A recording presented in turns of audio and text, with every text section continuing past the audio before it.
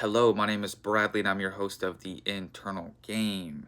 Today we're going to be talking about how our triggers actually expose us, how our triggers actually reveal us by what we react to is actually letting us know what we are identified with, what we actually believe to be true. Okay, so before I get into that, I want to make a quick announcement about our school community, our wonderful, loving, thriving school community that's happening right now. I'm going to put the link in the description box of this video. We have 3 group coaching sessions every week. We have daily game plans. We even have some creative stuff going on right now. We have a Harry Potter styled 4 houses that you take the quiz and you get put in a house. I'm actually House Embervale. So shout out to House Embervale over there. But all the houses are great. Everything's just pretty fucking dope over there. All right, so check it out.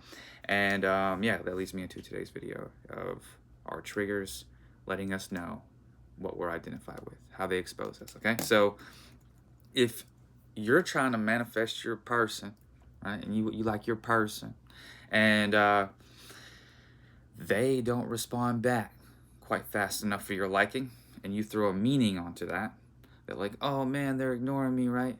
Like this, and you're feeling triggered because they're not doing something, right? They're not doing something to let me know that I'm okay, or that let me know that that I should feel safe in this relationship, or let me know that they're committed to me, or whatever else may be the case. But like, they aren't responding back, and we get triggered by this. This lets us know that we think that we are abandoned.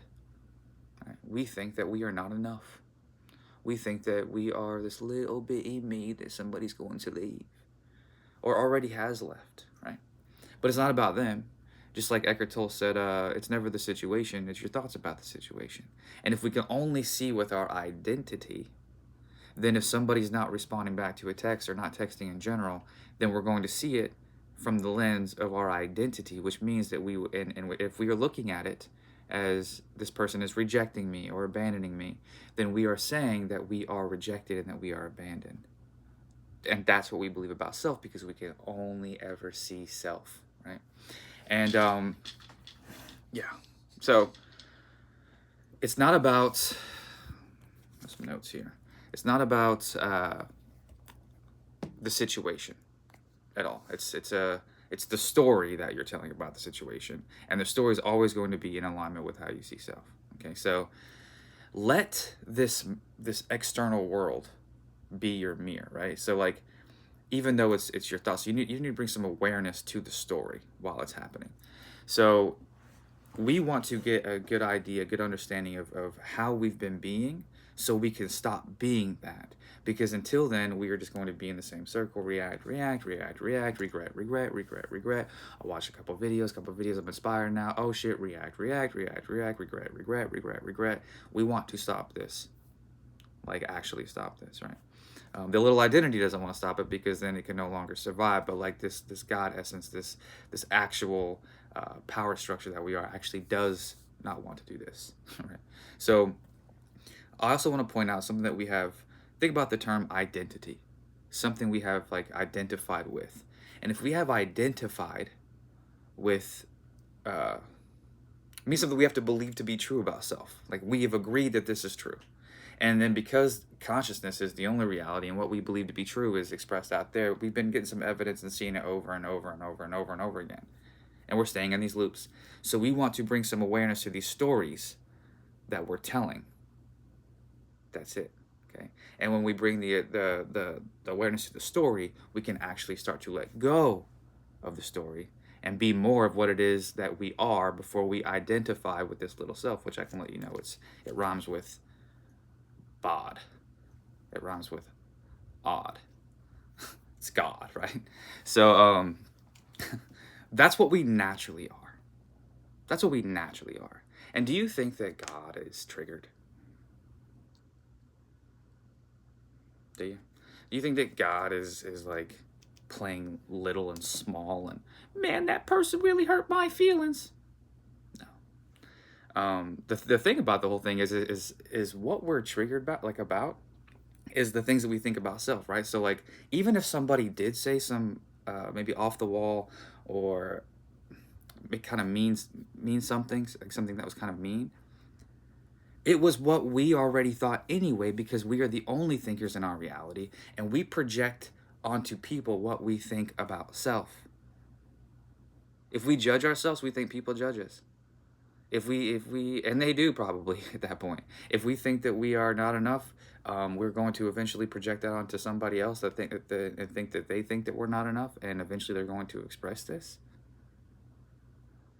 So we don't need to be concerned about what somebody said or about some circumstance that like is triggers something. No, we need to be concerned with why we are triggered, because that is what's let it because that's the actual issue. It's something that we believe about self, right?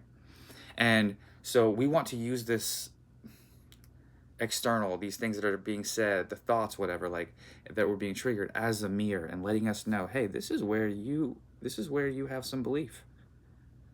This is what you think that you are. If you uh yeah, it doesn't matter. Like, if you're triggered, you believe that to be true. Keep it simple. So the next time that you're feeling triggered of what somebody said, and the initial reaction is to react, blame, get resentful, maybe even can shut down or ignore somebody, like, instead of entertaining those types of I guess behaviors, ideally you look at it and say, okay, what must I believe to be true about self right now? Why is this triggering me? And then as it's coming up, you say, I choose to not do that anymore. I'm not doing that. No, this is no. I am enough. I'm feeling rejected because I've been rejected myself, probably for God knows how long, and no more. Okay, like, use the mirror, use the story that you're telling to let you know what you identify with, and then choose to not tell that story anymore. Because until then, we regret,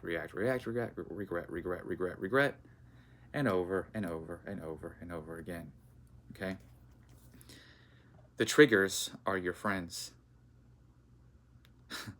They are your a catalyst to self mastery.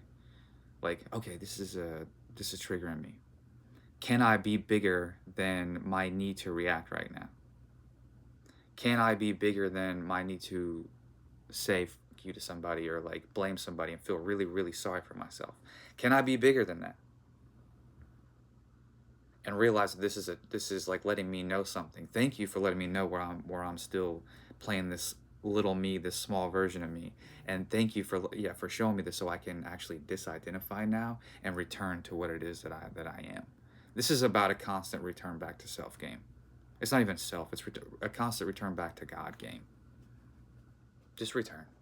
And if you react, it's okay. Don't beat yourself up. Return. If you spiral, it's okay. Don't beat yourself up. Return. Return. Don't distract yourself with things like, all distraction is the ego, the identity's fear of presence, of sitting with itself, of facing its own pain. That's it. And we use people as distraction. We use thinking as distraction. Whatever the case may be, it just doesn't want to face its own self. Like Carl Jung said, people will do anything, almost no matter how absurd, to avoid facing themselves. They buy into everything to avoid facing themselves.